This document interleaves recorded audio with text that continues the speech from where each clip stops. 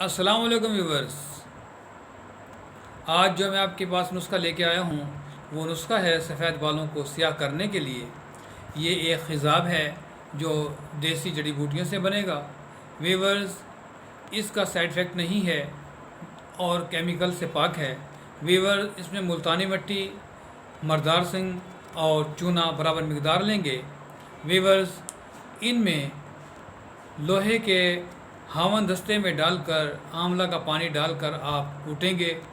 جب یہ ایک ذات ہو جائے، یکجان ہو جائے، تو اس کو آپ 2 دن کے لیے یا 3 دن کے لیے آپ رکھ دیں گے تاکہ چونے کی تیزی ختم ہو جائے۔ ویورز، آپ اس کو 2 یا 3 دن کے بعد بالوں میں استعمال کریں۔